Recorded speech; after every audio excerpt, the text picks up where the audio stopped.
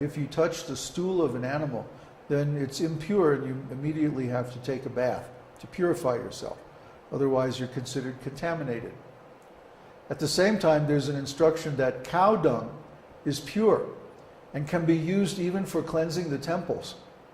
So this seems contradictory to our Western logic. Why is stool in general impure, but cow stool is okay? Not only okay, it's almost sacred. Because the instruction is there in the Vedas. Because it's in the Vedas, it's perfect. And if we do research, we find that cow dung contains enzymes that digest bacteria. It's actually very, very antiseptic, and it's even used for dressing wounds in India. Of course, it has to be fresh and so on, but still, the principle is there. Or the bone of an animal is also considered impure. If we touch a bone, then we're not fit for worship or performing sacred tasks until we purify ourselves. However, on every altar, in every temple, you'll see a conch shell.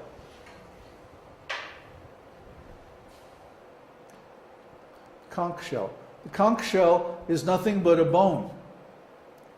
It's a bone of an animal, but it's an exoskeleton, not instead of an endoskeleton like in the mammals.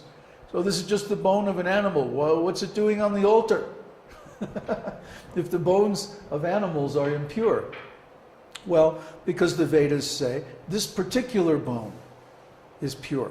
It's not only pure, it's almost sacred. It's part of the sacred paraphernalia of worshiping the deity. So if the Vedas give certain religious principles, even if they seem to be contradictory, they're actually absolute. We have to accept that. So Lord Vishnu is aware of all these principles of religion, and he always acts according to the principles of religion. In fact, the principles of religion are derived from his acts, not the other way around. And he's also known as Kirtivardhanam, the Lord who expands the glory of his devotees.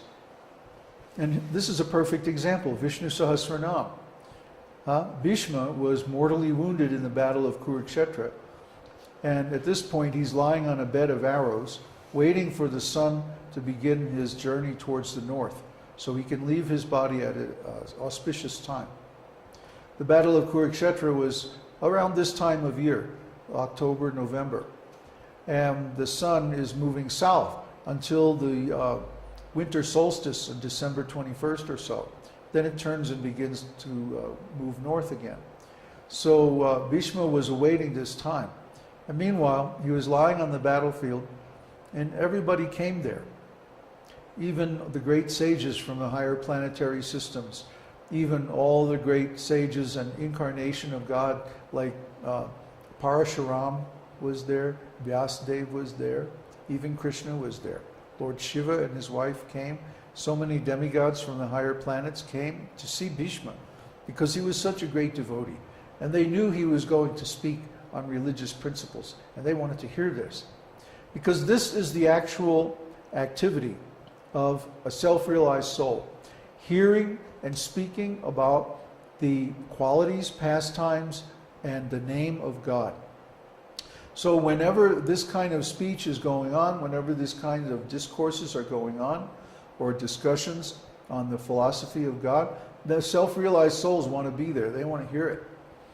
One time, Prabhupada went to an engagement in New York. They had rented a big hall.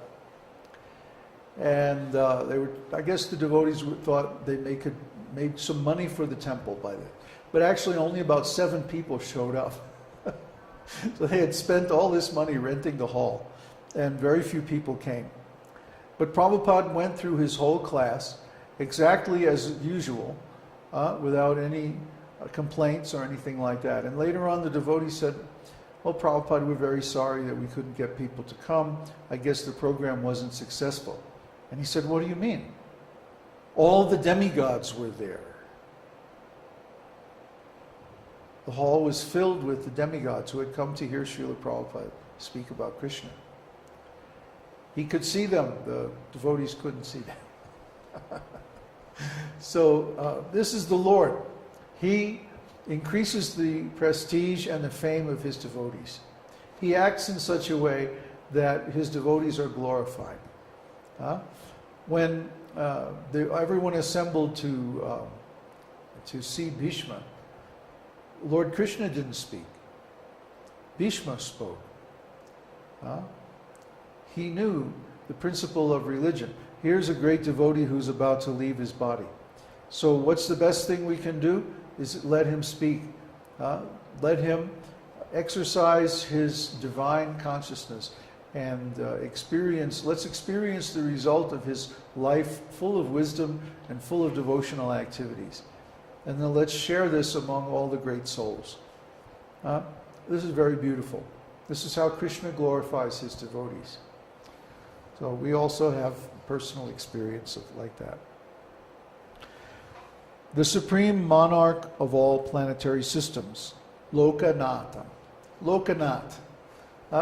Lokanath is a very beautiful name of the Lord. And Lokanath means the Lord of all planetary systems. Do you think this is the only planetary system that has life in it? No way. They all do. We may not be able to see them because they may exist in a different dimension, or they may be made of different elements than our bodies are. But that doesn't matter. The point is, life is everywhere. Life is even in so-called outer space.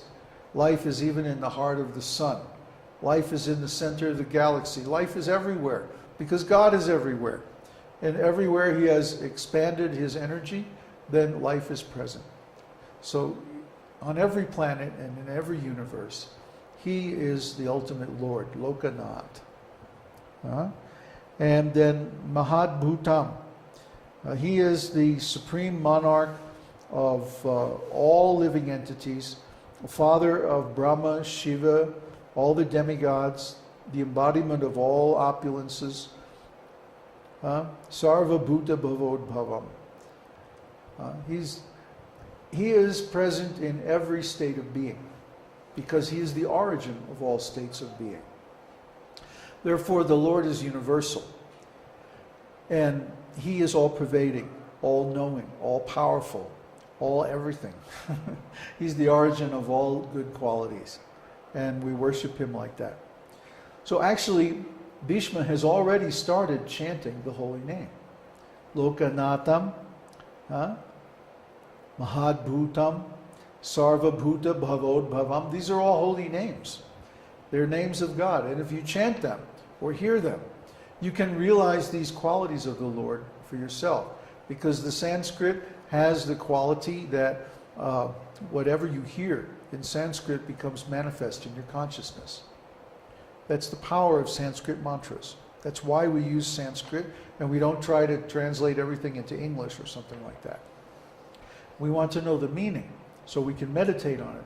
But actually, the transcendental sound vibration has its own potency. And by hearing or chanting it, then we can understand that potency. Okay, let's take a look at the next verse. Verse 8.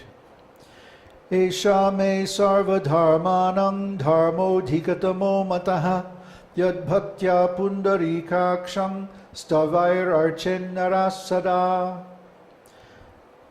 In my opinion, the best of all spiritual activities is to continuously and devotedly worship lotus-eyed Lord Krishna by reciting prayers glorifying him and describing his holy names. So this is wonderful. Now Bhishma is giving a direct instruction. He says the best of all spiritual activities is to glorify Krishna. Not Vishnu, not Narayan, not Brahman, not Shiva, Krishna. Pundarikaksham means lotus-eyed Lord.